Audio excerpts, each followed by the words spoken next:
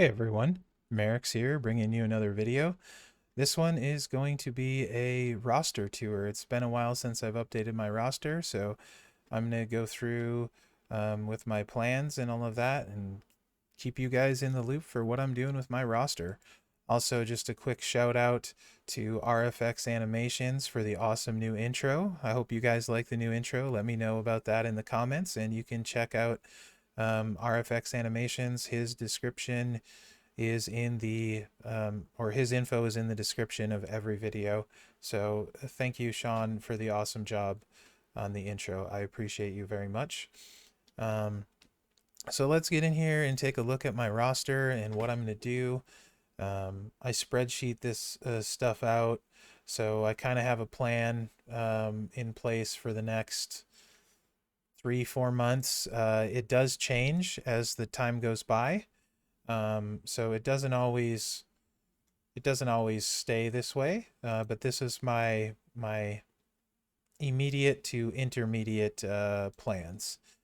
So talent up is it depends where the points are. KO is not mine. He's a preview. Hopefully get to this weekend, or it's Monday now, so hopefully get to Monday or Tuesday rather. It's my weekend. I'm off today.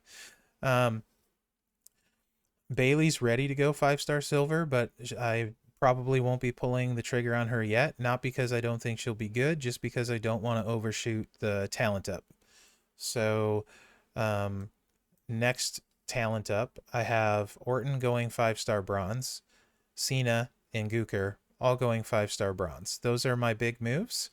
As well as I'm going to take the Last Outlaw Undertaker to 4-star bronze to train Orton. And then depending how much over or not over I am on talent up after that will depend if I take Stinger to 4-star gold next month or wait a month. So that's my plans for talent up. After that, Orton is going to go to 5-star silver, Cena and Gooker both as well. That's probably a 2-month project, with Orton going first, Cena second, and Gooker third. Probably will span that out over 2 months. Don't know for sure. So that covers me for modern. I believe Cena's Ruthless Aggression, yes. Let's just double check. Yep, Cena for Ruthless Aggression, and Gooker for New Gen, all at 5-star silver. As you start looking at my roster, and we can sort this by era real quick, when you go to Legends, it's really quite weak. I have Mr. T at 4-star gold and Bruno at 4-star gold. I'm not in a hurry to bring either of those two up to 5-star. If you guys have watched a lot of my videos, you know I'm not a big fan of a lot of the Acrobats or Slick Rick. So I think Stinger is the right play for me to move into the 5-star realm to cover my Legend era. Warrior also would be okay, as I have a lot of Powerhouse tokens. He's a little bit slower than I like generally, however, and I don't have his gear yet. However, I do have a lot of shards, but not a lot of levels into him, so he would need a lot of levels. So I think Stinger for now is the right play to get to 5-star to cover my Legend era. I don't have gear for Junkyard Dog, so I'm probably going to go the Stinger route to 5-star over the next couple months to cover that era for me. Let's go back to class, I think. So Striker, obviously, as I said, we got Orton going to 5-star silver. Zombie Triple H is going to chill at 5-star bronze for a while, I think. And then I'm going to move up an Attitude Era Striker. Probably not the common one everyone will be thinking. But I'm going to move up Dude Love. Because, one, I love Mick Foley, and two, right here, Boss Plate. So he is a great target for that, so I plan on taking him up. As far as from a female perspective, I would like to take Wendy up, but it'll be a long time before I get the 5-star token, so I'm not going to rush that one. China is the striker female that's going to go up. So I do want to get Dude Love to 5-star bronze first, and then I will probably start working China fairly heavily. But she's on my short list to work on as well. So we move into acrobats. Like I said, Bailey's ready for 5-star silver. I'm completely okay with taking her there. I just don't know how soon that'll be. It depends on talent ups. I don't like overshooting my talent ups. Stinger, I feel like, is the right play to take to 5-star bronze. And then after that, it's probably Andrade or Masters of the Universe Triple H. They're both very, very good. I just don't find myself using them often enough that I really want to take them to 5-star silver. So I'm probably not going to take them 5-star bronze anytime soon. And I definitely don't want to take them 5-star silver. So there's that. Ray is definitely going to 9K for me. Probably maybe even still this month, because I would like the extra blast gem, and as a coach he's very good. So there's that. And then as far as females, I have Bailey sitting there, but after Bailey, Trish, Acrobat Trish, I actually think is quite good at 5-star. Could potentially even be better than Bailey. It's just I have Bailey so far that and Trish needs a lot more. So, and I don't know if I want to throw those resources out there. Tech we already talked about a little bit.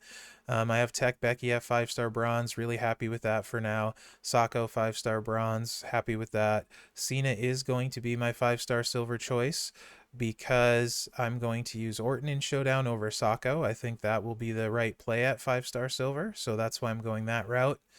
I believe after that at Tech, I feel pretty good about just rolling with Becky at Tech for females at 5-star. Gargano is going to be my next play. I'm very interested to see how he is. So I would like to take Cena first and Gargano second to 5-star silver. So that's kind of my plan there. Nikki's where she needs to be for coaching. So yeah, I don't see Champa is really interesting. I could see potentially taking him 5-star at some point. Both Champa and Gargano very interesting. I think I will do Gargano first. I think he's going to scale better. I got some friends with him at 5-star bronze and silver that are not disappointed. So I'm kind of leveraging them for advice on Gargano, and they swear by him. So I think that's going to be my play at Tech.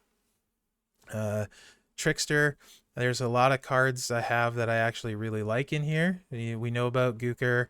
For females, Lana is on her way up. She's on my short list. Next couple 3 months, I'd like to get her to 5-star bronze, as she's quite good in Showdown and Feud. After that, Hall of Fame Piper actually will probably go 5-star bronze this month, since Hall of Fames are continuing not to work, not to count really on talent ups. So because their tokens are different, they did for Hall of Fame month and then quit again this past month. So I probably will take Piper to 5-star bronze this month, and it'll be a very, very long time before I get enough tokens to go any farther. But that's okay.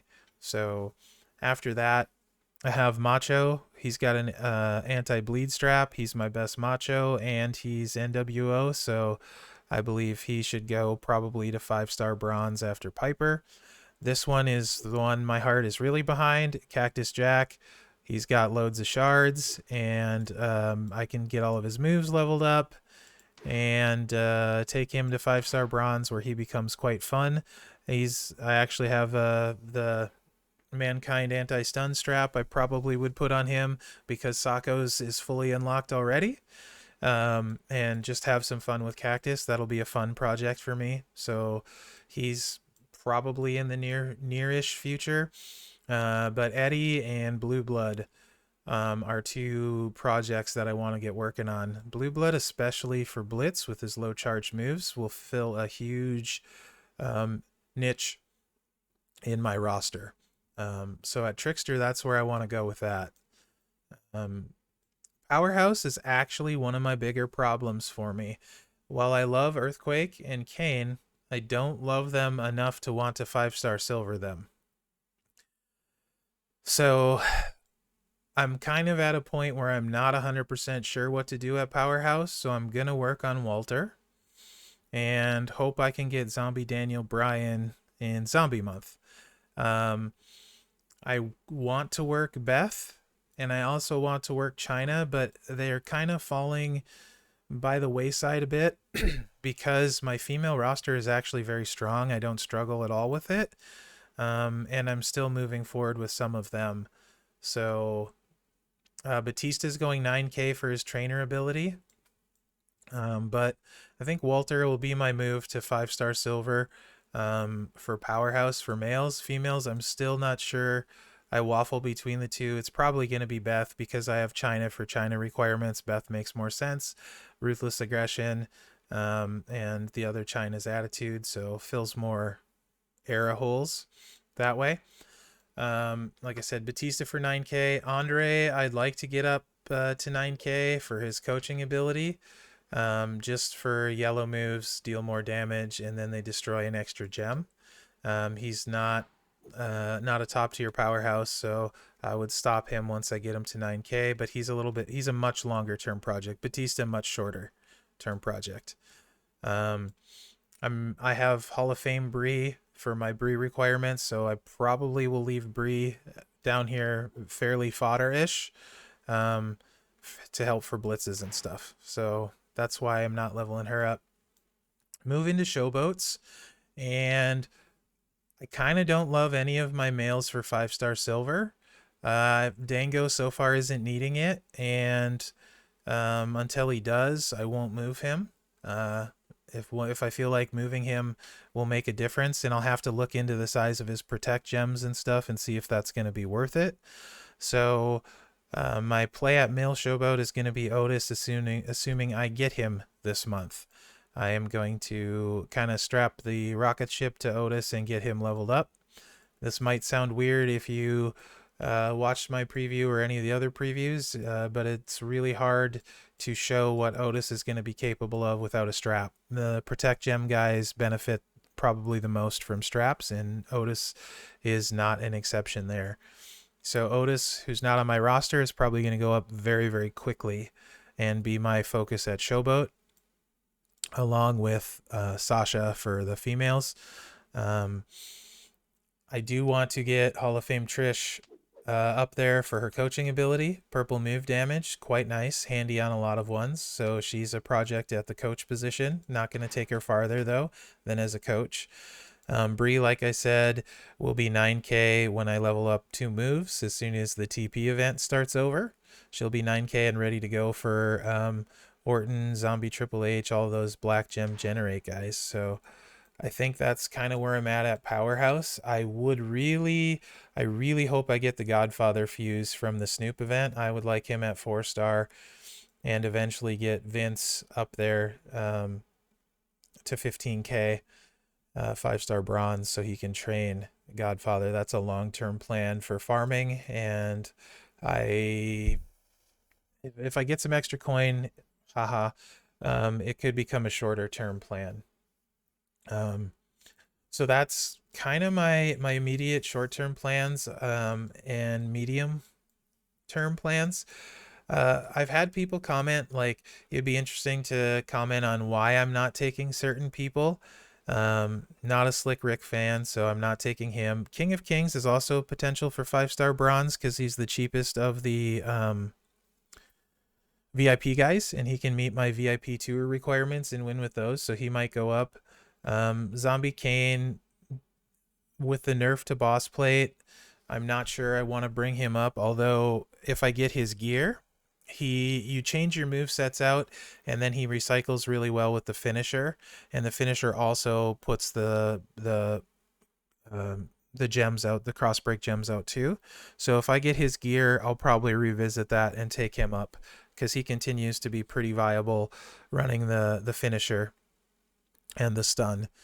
So that could change there. But for now, he's going to chill. Like I said, Dango is still winning all the time for me in Showdown, so I'm not taking him up as of this point.